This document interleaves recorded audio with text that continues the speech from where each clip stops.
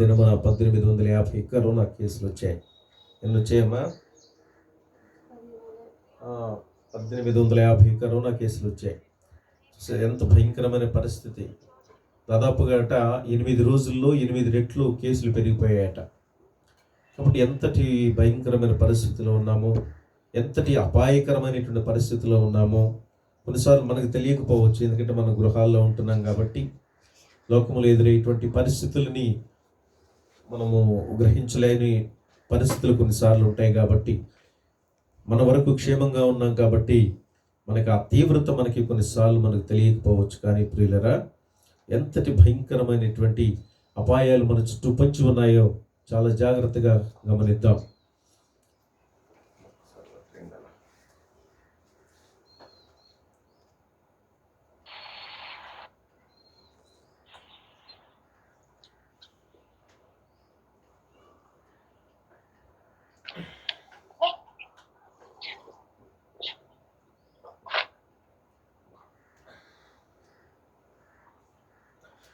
మా దేవునికి మహిమ కలిగినగా కొద్దిగా ఆరోగ్యం కొంచెం ఇబ్బందికరంగా ఉందమ్మా.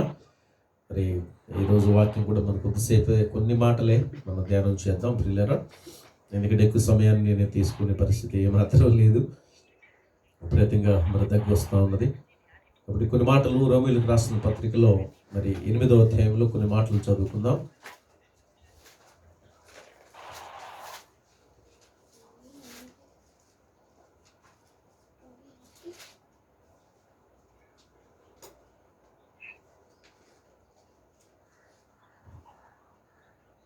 చూడమ్మ అక్కడ క్షమించండి 7వ అధ్యాయం తీయండి. 7వ అధ్యాయంలో 18 నుండి కొన్ని మాటలు చదువుతాం. చదవండి. నాయందు అనగా నా శరీరమందు మంచిది ఏమీయు నివసింపదని నేను ఎరుగుదును. మేలైనది చేయవలనను కోరిక నాకు కలుగుచున్నది కానీ దానిని చేయుట నాకు కలుగుటలేదు. నేను చేయగోరు మేలు చేయక చేయగోరిన కీడు చేయుచున్నాను. నేను కోరని దానిని చేసిన ఎడల దానిని చేయున్నది నాయందు నివసించు పాపమే గాని ఇకను నేను కాదు.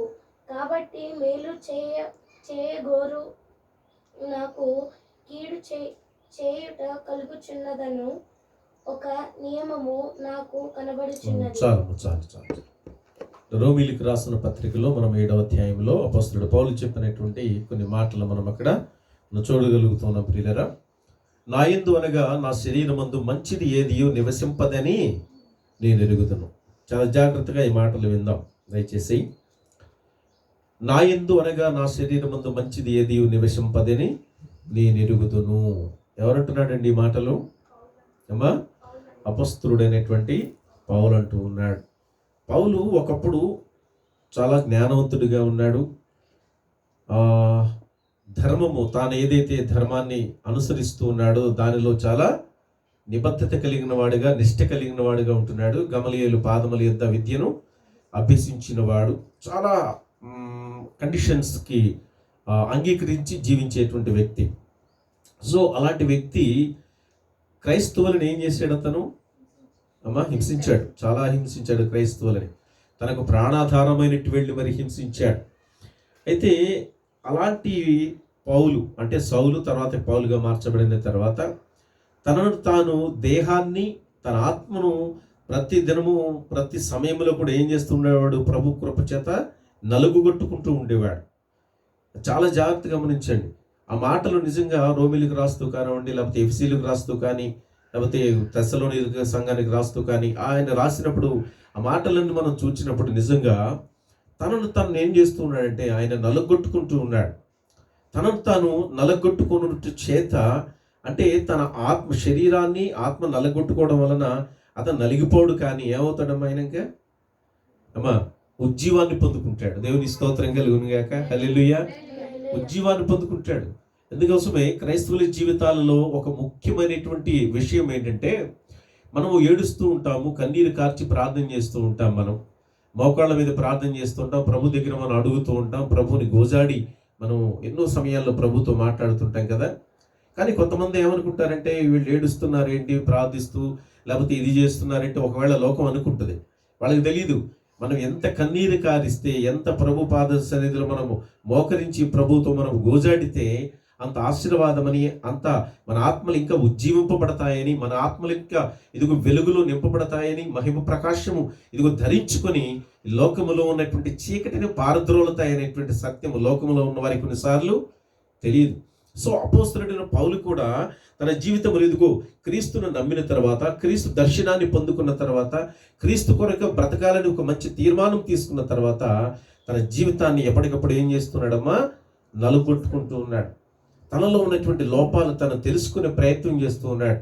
తనలో ఉన్న తప్పులు తను తెలుసుకునే ప్రయత్నం చేస్తూ ఉన్నాడు.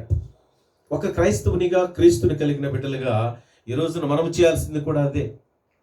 ఏం చేయాలమ్మా, మన తప్పులేంటో మనము తెలుసుకోవాలి. సరి చేసుకోవాలంటే ముందుగా ఏం చేయాలి, తెలుసుకోవాలి.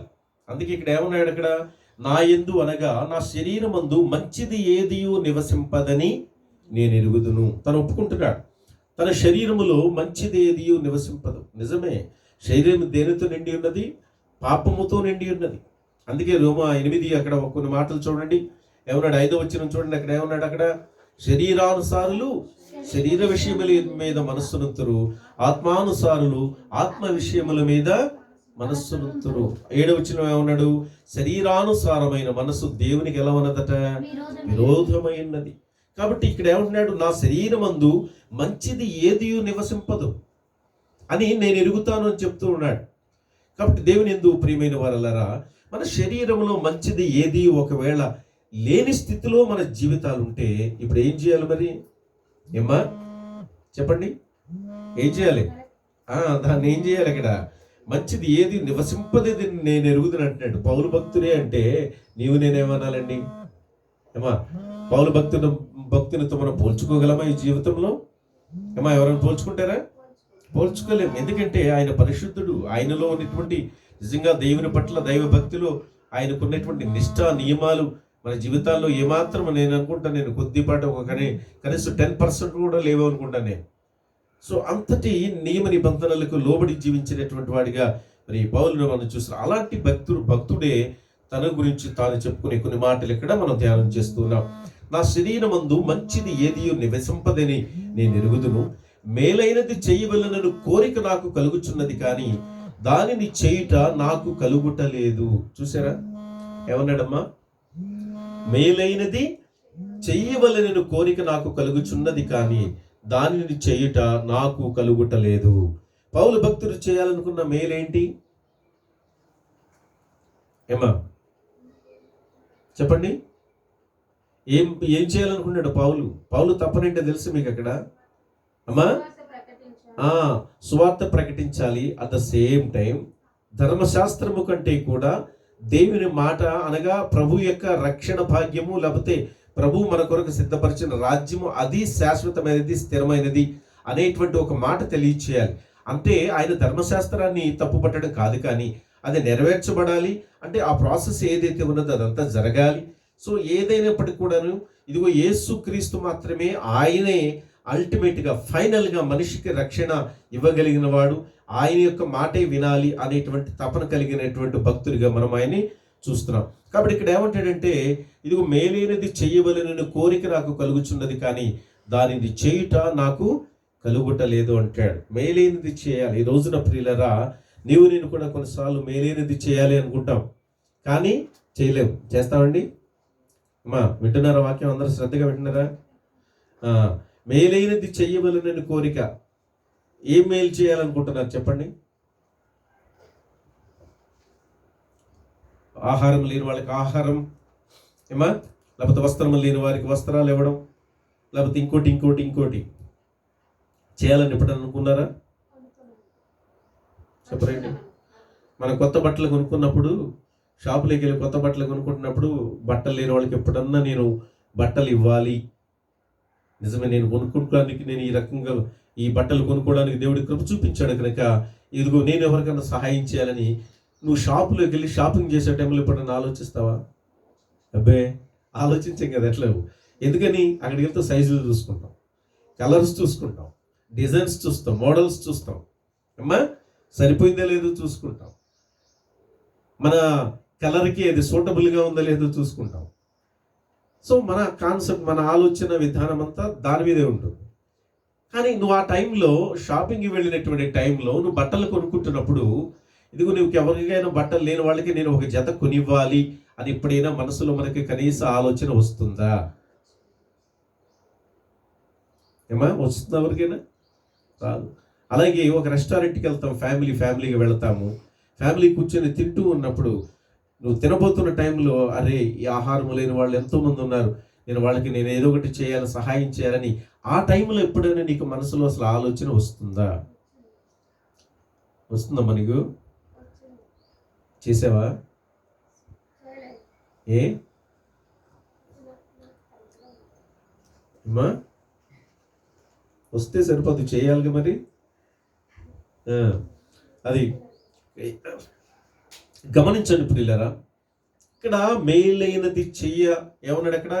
కోరిక నాకు కలుగుచున్నది కానీ దానిని చేయటం నాకు కలుగుట్లేదు అంటాడు ఆయన. చేయాలని కోరిక అయితే ఉన్నది, కానీ ఈ రోజున నీకు నాకు అసలు మేలైనది చేయాలనే కోరిక మనలో కలగట్లేదు. అది మన దగ్గర ఉన్నటువంటి ఒక మైనస్ పాయింట్. పౌలు భక్తుడికైతే చేయాలని కోరిక కలుగుతున్నది కానీ తను చేయలేని స్థితిలో ఉంటున్నాడు అంటున్నాడు అక్కడ. కానీ దేవునిందు ప్రియమైన వాళ్ళారా, మన జీవితాలలో పరిస్థితులు ఏంటంటే అసలు మేలైనది చేయాలనేటువంటి కోరికే మనకి కొన్నిసార్లు కలుగుతుందమ్మా. చెప్పరేంటి? కలుగుతుందా? ఒక కేజీ కోడి మాంసం కూర వండుకుని ఒక 30 కేజీ కూర క్యాంపస్లో క్వార్టర్స్ ఉన్న వాళ్ళకి ఇచ్చేసి మీరు 1/2 కేజీ కూర తింటారా ఎప్పుడన్నా? 2 ముక్కలు వేసిస్తాం గిన్నెలో, అంతే. ఎందుకని? నాకు కావాలి, మనకు కావాలి, మిగతా వాళ్ళ సంగతి మనకు అనవసరం. Right, okay. కానీ ఇక్కడ నేను ఎందుకు చెప్తున్నాను, చిన్న ఎగ్జాంపుల్ చెప్పాను అంతే. జాగ్రత్తగా గమనించండి ప్రియులారా, మేలైనది చేయని ఎరిగియు అంటే ఈ రోజున నేను కూడా మేలైనది ఏంటో మనం ముందుగా తెలుసుకోవాలి. ఒకవేళ ఆయనకి అన్నం పెట్టాను, లేకపోతే ఈయనకి కూర ఇచ్చాను, లేకపోతే ఈయనకి బట్టలు ఇచ్చాను, లేకపోతే ఈయనకి ఏదో ఆర్థిక సహాయం, లేకపోతే ఇంకోటి ఇవి చేశాను, రైట్, మంచిది, మంచి కార్యాలే, తప్పు కాదు.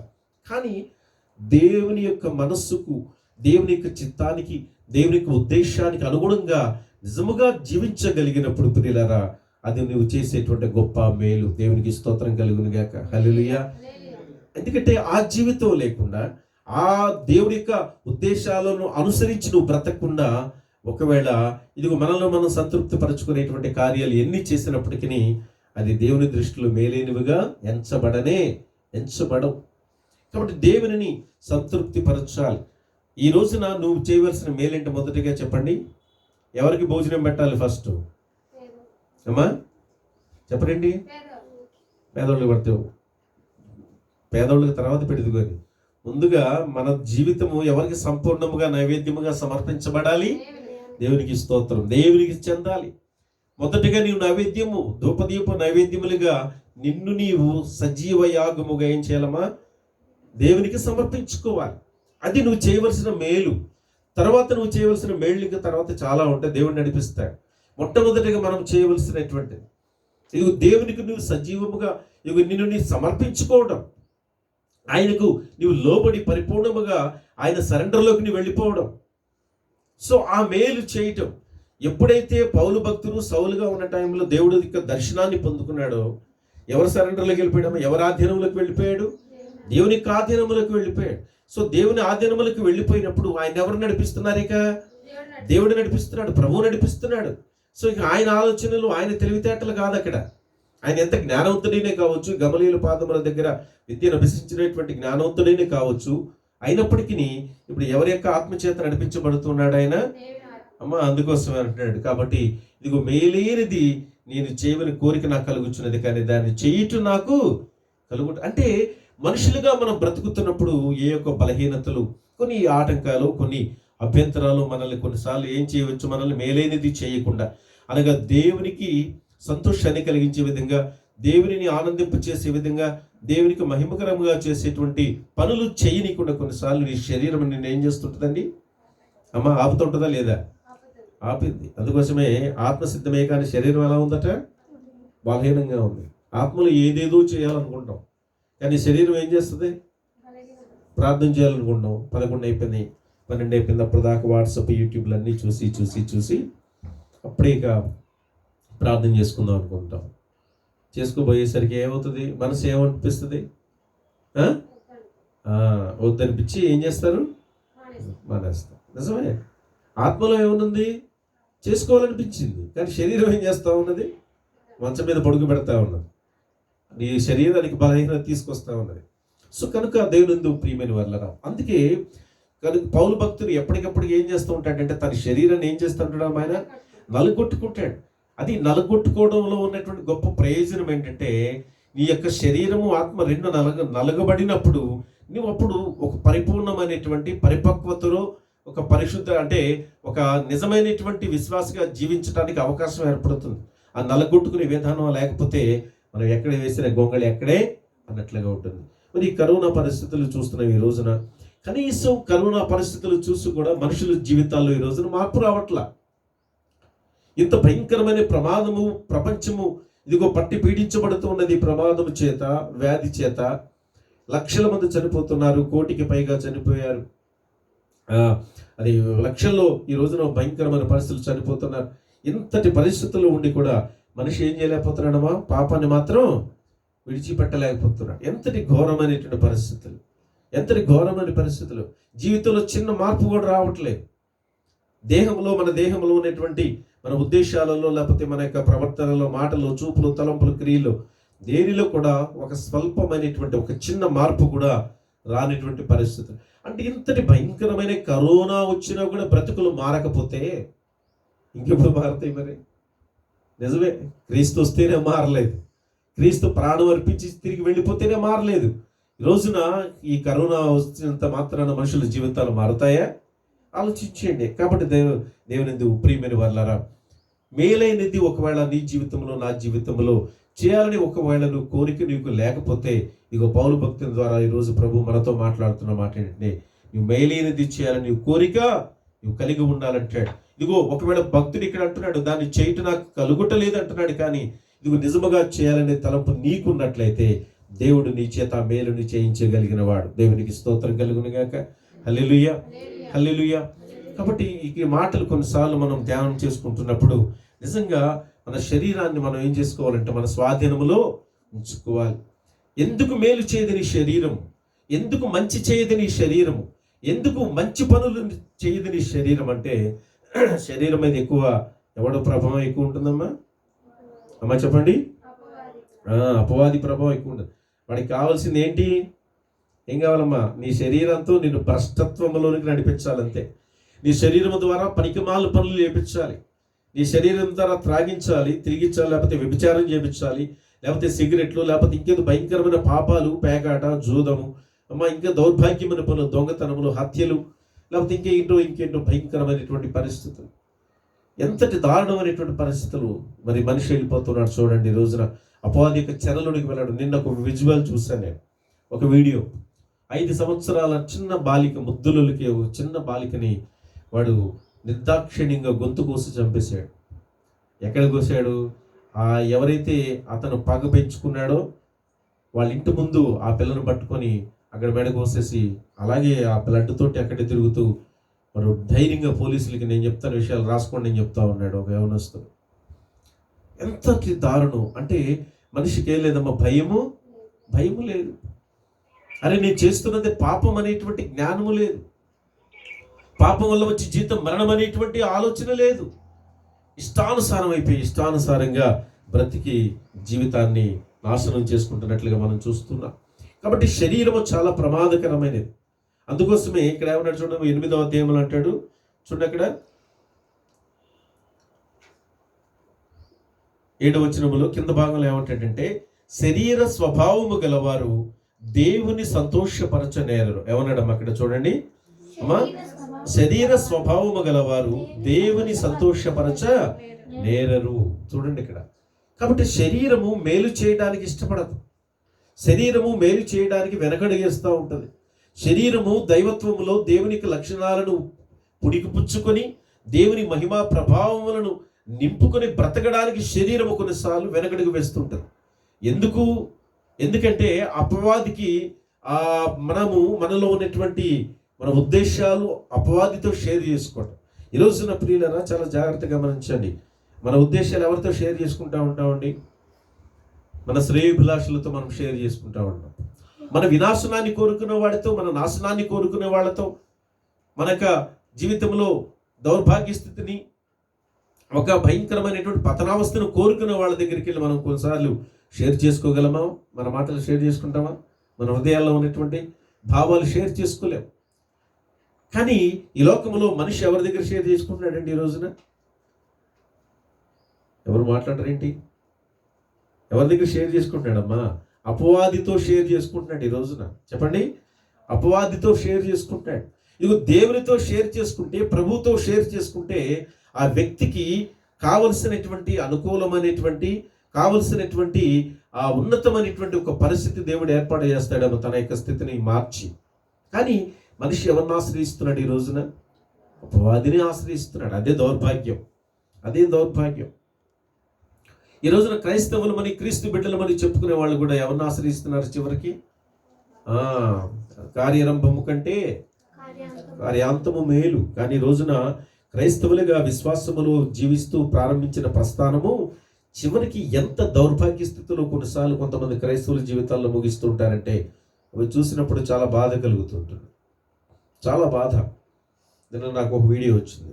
ఆ వీడియోలో చూసినప్పుడు కొంతమంది ఆ సేవకుల జీవితాల్లో వాళ్ళు చేస్తున్నటువంటి దౌర్భాగ్య పనులన్నీ కూడా దానిలో చూపించారు అక్కడ. అవి చూసినప్పుడు నిజమే బాధేసింది. నిజమే, దేవుని కొరకు ప్రతిష్ఠించబడిన వారు, దేవుని కొరకు ప్రతిష్ఠించబడినటువంటి వ్యక్తులుగా జీవించవలసిన వారు రోజున కొన్నిసార్లు ఏం చేస్తున్నారమ్మా? శరీరానికి లోబడి, అంటే మేలైనది చేయాలని తెలిసిండి కూడా మేలైనది నేరక ఉండిపోవడం వలన శరీరం యొక్క కోరిక నెరవేర్చేటువంటి క్రమములో వాళ్ళ దైవత్వాన్ని కూడా ఏం చేస్తున్నారండి ఈ రోజున? విడిచిపెట్టేస్తా ఉన్నారు. అంతే.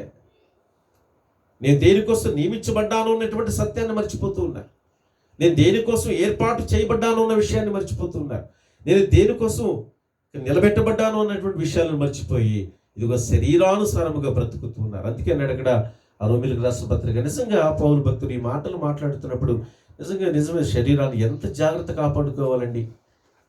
అక్కడ ఏమన్నాడు? 7వ వచనం ఆఖరి భాగంలో, శరీర స్వభావము గలవారు దేవుని సంతోషపరచనేరరు అనగా నీ శరీరం ద్వారా మేలైనది చేయనీయకుండా నీకు ఎవరు అడ్డుపడుతున్నారు ఈ రోజున? ఎవరు అడ్డుపడుతున్నారు? అపవాది అడ్డుపడుతున్నాడు.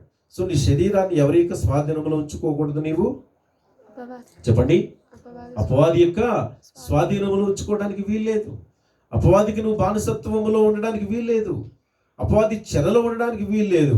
ఎందుకంటే యేసు ప్రభు ఎప్పుడైతే సిలువ మీద ఆయన మరణమై ఆయన తిరిగి లేచి నీకు నాకు ఒక రక్షణ భాగ్యం, నిత్య జీవాన్ని అనుగ్రహించారో ఆ రోజే అపవాది చెర నుండి మనల్ని ఏం చేశారు? ఆయన విడిపించాడు. దేవునికి స్తోత్రం కలుగును గాక. హల్లెలూయా. మరలా ఆ శిక్షా విధుల్లోనికి వెళ్ళడానికి అవకాశమే. అందుకోసం 8వ అధ్యాయం 1వ వచనం చదవండి. కాబట్టి ఇప్పుడు క్రీస్తు యేసునందున్న వారికి ఏ శిక్షా విధియు లేదు. దేవునికి స్తోత్రం కలుగును గాక. సో క్రీస్తు యేసులో ఉన్నటువంటి మనకి ఇంక ఏ శిక్షా విధి లేదు. ఒకవేళ క్రీస్తును ధరించుకోకపోతే, క్రీస్తులో రక్షింపబడకపోతే, క్రీస్తును మన సొంత రక్షకుడిగా మనం అంగీకరించకపోతే, క్రీస్తు నామములో మనము బాప్తిసం పొందకపోతే, ఒకవేళ లోకములో అపవాది చెరలో ఉండేవాళ్ళమే. కానీ ఇదిగో క్రీస్తును ధరించుకున్న తర్వాత, క్రీస్తుని రక్షకుడిగా మనం అంగీకరించిన తర్వాత, క్రీస్తులో ఉన్న తర్వాత మనకి ఏమి లేదట? ఇంకా ఏ శిక్షా విధియు లేదు. సో ఇప్పుడు శరీర సంబంధమైనటువంటి కార్యములు చేయడానికి కాదు ఇక మనం ఏ కార్యాలు చేయాలి? ఇప్పుడు మరి ఆత్మ సంబంధమైనటువంటి కార్యములు మాత్రమే చేయాలి. ఏంటి కొన్ని చెప్పండి అమ్మా ఆత్మ సంబంధమైన కార్యాలు?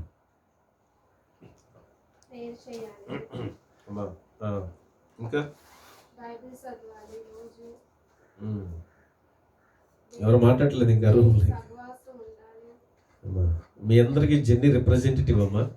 మీ మనసులో భావాలన్నీ జెన్నీ ప్రతిబింబిస్తూ ఉంటుందా? చెప్పండి అమ్మా, ఆత్మకార్యాలు కొన్ని చెప్పండి.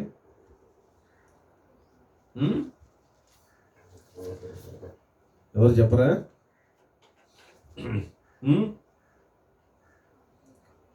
అమ్మా నేను చెప్పిన ఆత్మకార్యాలు ఏంటో ప్రేమగా బ్రతకటం. చూడండి ఒకసారి గలతీ 5:22 తీయండి. ఆత్మ ఫలం ఉంది కదా ఇక్కడ.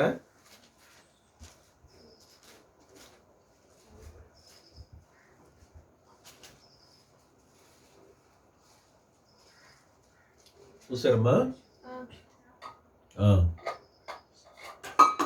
చూడండి ఎన్నున్నాయి చూడమ్మా ఇక్కడ. ఆత్మఫలము ఒకటే అది, కాకపోతే దానిలో ఉన్న అంశాలు చూడండి. ప్రేమ, సంతోషము, సమాధానం. ఎన్నో 9 ఉన్నాయి కదా. సమాధానము, దీర్ఘశాంతము, దయాళత్వము, మంచితనము, విశ్వాసము, సాత్వికము, ఆశనిగ్రహం. రైట్. ఆత్మ కార్యాలు ఏంటంటే ఇప్పుడు ప్రేమగా బ్రతకాలి, సంతోషంగా ఉండాలి, సమాధానము కలిగి బ్రతకాలి, దీర్ఘశాంతము చూపాలి, దయాళత్వము కలిగి బ్రతకాలి, మంచితనముతో జీవించాలి, విశ్వాసము కలిగి ఉండాలి, సాత్వికమైన మనసు ధరించుకొని బ్రతకాలి, ఆశా నిగ్రహముతో జీవించాలి. సో ఇవి కార్యాలు. ఇవి చేస్తున్నావా? ముఖ్యంగా చెప్పండి. ఎంతమంది ప్రేమ, ఎంతమంది సంతోషంగా ఉంటారు, ఎంతమంది సమాధానం, ఎంతమందికి దీర్ఘశాంతం ఉంది, ఎంతమంది దయాళత్వం కలిగి ఉన్నారు, ఎంతమందికి మంచితనం ఉంది, విశ్వాసము, సాత్వికం, ఆశా నిగ్రహం. చూడండి పిల్లలారా, మనం కొన్నిసార్లు అనుకుంటాము ఏదో చేస్తే అదే పెద్ద పుణ్యం అనుకుంటాం. కొన్నిసార్లు చేయాల్సింది చెయ్యం. ఇక్కడ ఏమన్నాడు? ప్రేమగా ఉండమన్నాడు. నీ మనసులో 24 గంటలు ద్వేషం పెట్టుకుని మాట్లాడుతూ ఉన్నావు అనుకో, 24 గంటలు నువ్వు మనసులో దూషణ లేకపోతే ఎదుటివాడిని ద్వేషించే స్వభావాన్ని పెట్టుకున్నావు అనుకో, నువ్వు ఆత్మకార్యం చేస్తున్నట్లు ఎట్లా అవుతుంది? అవునా? నువ్వు ఇక్కడ ఎన్ని చేసినా, ఇక్కడ ఎన్ని నేను ఉపన్యాసాలు ఇచ్చినా కూడా ఆ ప్రేమ అనేటువంటిది లేకుండా ద్వేషించే స్వభావాన్ని నేను కలిగి ఉన్నాను అనుకోండి, అమ్మా, నేను ఆత్మకార్యం చేసినట్లు అవుతుందా? శరీరానుసారముగా జీవించినట్లు అవుతుంది ప్రియులారా. కాబట్టి అలా ఇంకా తర్వాత ఏమన్నాడు అక్కడ? సంతోషమే సమాధానము కదా. ఎంతమంది సంతోషంగా ఉండడం అలవాటు ఉంది ఇక్కడ? ఏమ్మా చెప్పరండి. కొంతమంది ఎప్పుడు చూసాను ఉసూరుమంటూ ఉంటాం. సరే, ఆరోగ్యాలు బాగున్నప్పుడు అంటే ఉసూరుమన్నా అదొక అర్థం ఉంటుంది. ఏమ్మా, ఆరోగ్యాలు బాగున్నా కూడా ఎప్పుడు కొంతమంది ఉసూరుమియల్లా ఉంటారు. ఉసురుమియల్లా ఉండడానికి కాదు దేవుడు మనల్ని సృష్టించింది, ఉజ్జీవంగా ఉండడానికి. దేవుని స్తోత్రం కలుగును గాక. హల్లెలూయా. దేవునిలో ఆనందించడానికి, దేవుని బిడ్డలుగా సంతోషంగా ఉండడానికి, దేవునిలో ఎంతో మనం ఉల్లాసంగా బ్రతకడానికి. సో అది మనకు అవసరం. కాబట్టి సమాధానం ఉండాలి. సమాధానం ఉండదు కొన్నిసార్లు. అసమాధానం, ఎప్పుడు చూసిన పోట్లాటలు, గొడవలు. కొన్నిసార్లు మన నోరు కుదరదు, మన నోరు మనకి చేటు చేస్తుంది. కొన్నిసార్లు మన నోరు చాలా తిప్పలు తెస్తుంది మనకి. మన నోరు చాలా జాగ్రత్త కాచుకోవాలి. సో ఇవన్నీ ఆత్మకార్యాలు. ఎందుకని? ఆ నోరు చాలా ప్రమాదం అట. అవునా? నోట్లో ఏముంటుందమ్మా? 4 ఉందా? అందరికీ 4 ఉందా? చూసుకోండి. ఒక 4 ఉందా? 2 నాలుకలు ఉన్నాయా? ఒకటే ఉందా? కొంతమందికి 2-3 నాలుకలు ఉంటాయి. ఎప్పుడు ఏ 4 తిప్పాలో అప్పుడు తిప్పేస్తూ ఉంటారు కొంతమంది. సరే, ఈ నాలుక ఈ చిన్న అవయవమైనప్పుడు కూడా ప్రకృతి చక్రాన్ని ఏం పెట్టిందట అనేది చెప్పండి, గట్టిగా చెప్పండి. ప్రకృతి చక్రానికి పక్కన పెట్టండి. ముందు మనకి చిచ్చు పెట్టింది ఈ నాలుక. ఈ నాలుకను సరిగ్గా ఉపయోగించుకోకపోతే, ఈ నాలుకను సరిగ్గా వాడుకోకపోతే ఉన్నటువంటి బంధాలు ఏమైపోతాయి? పాడైపోతాయి. మంచి స్నేహం పాడైపోతుంది. మంచి రిలేషన్షిప్ ఏమైపోతుంది? కొలాప్స్ అయిపోతుంది. కాబట్టి దేన్ని కాపాడుకోవాలి చెప్పండి? క్రైస్తవ బిడ్డలుగా జాగ్రత్త గమనించండి. నేను చెప్పేది ఒకటే, క్రీస్తు ప్రేమను మనము కలిగి బ్రతుకుతున్నామంటే ఈ ప్రేమ మరికొందరి జీవితాలని ఒక సమాధానముని బంధములు కట్టాలి తప్ప గోడలు కూల్చేసినట్టు లేకపోతే బంధాలు తెగిపోయినట్టు తెంపేసినట్లు చేయడం కాదు. నోరు జాగ్రత్తగా గమనించండి ప్రియులారా. ఎందుకంటే చాలా ముఖ్యమైనది. క్రైస్తవుల జీవితాలలో నోరు చాలా ముఖ్యమైనది. కొన్నిసార్లు నోటికి అద్దు లేకుండా మాట్లాడేస్తూ ఉంటాం, నోటికి అదుపు లేకుండా మాట్లాడేస్తూ ఉంటాం, విచ్చలవిడిగా మాట్లాడేస్తుంటాం కొన్నిసార్లు. కానీ దేవుని ఎందుకు ప్రియమైన వాళ్ళరా, ఇగో క్రియల్లో మన విశ్వాసం కనపడాలంటే నీ నోరు ఎలా ఉండాలమ్మో? మృదుత్వముతో ఉండాలి. సాత్వికం. ఇది ఎన్ని ఊరికి చెప్పలా పౌలు, ఇమాజినేషన్కు ఆయన ఇది ఊహతో చెప్పలేదమ్మా. ఇవన్నీ జాగ్రత్త గుర్తుపెట్టుకోండి. ఏదో ఊహించి తన మనసుకు తగినటువంటి ఏదో ఆలోచన వచ్చిందని చెప్పలేదు. రియల్గా నిజమైనటువంటి క్రైస్తవుడిగా క్రీస్తును ధరించుకునే వ్యక్తి ఏ విధంగా బ్రతకాలో, క్రీస్తును రక్షకుడిగా అంగీకరించిన వ్యక్తి ఏ విధంగా బ్రతకాలో, ఇదిగో దైవాత్మ చేత నింపబడిన వాడిగా దేవుని యొక్క మాటలు ఆయన పలికాడు నిజంగా. అంతే తప్ప జస్ట్ అది నాట్ ఇమాజిన్. ఆయన ఏదో ఊహాజనితంగా ఏదో తనకు తోచింది ఏదో చెప్పేయాలని చెప్పిన మాటలు కానే కావు. కనుక ఆ మాటలు ఎవరైతే నిజంగా ఫాలో అవుతారో తప్పనిసరిగా ఆత్మకార్యములు చేయగలిగిన వారముగా ఉంటాం. సో శరీరానికి తావేమిక, శరీరాశలు నెరవేర్చము, శరీరం చెప్పినట్లుగా మన ఇష్టానుసారంగా మాట్లాడము, శరీరం చెప్పినట్లుగా ఇష్టానుసారముగా నడుచుకోము, శరీరం చెప్పినట్లుగా ఇష్టానుసారంగా పాపం వైపు చూడము, శరీరానుసారముగా అనగా శరీరం చెప్పినట్లుగా దేవుని యొక్క ఆత్మకార్యములను విడిచిపెట్టి లోకములో లోకాశల్లో మనం జీవించాం. కానీ ఇప్పుడు కనుక అందుకే అన్నాడు, ఏమన్నాడమ్మా, శరీరానుసారులు దేని మీద దృష్టి పెడతారట చెప్పండి. శరీర కార్యముల మీద దృష్టి పెడతారు, ఆత్మానుసారులు ఆత్మ విషయముల మీద మనస్సు నుంతురు. కనుక ప్రియులారా చాలా జాగ్రత్తగా గమనించండమ్మా. కనుక నీ శరీరములో మేలైనది చెయ్యవలనని కోరిక నువ్వు కలిగి ఉండాలి మొదటిగా. రెండవదిగా ఏంటంటే ఆ కోరిక నువ్వేం చేసుకోవాలమ్మా, తప్పకుండా నెరవేర్చుకోవాలా వద్దా అమ్మా? తప్పకుండా నెరవేర్చుకోవాలి. వాయిదాలు వేయాల్సిన అవసరమే లేదు, వాయిదాలు వేయాల్సిన అవసరం లేదు. చాలా జాగ్రత్తగా గమనించండి ప్రియులారా.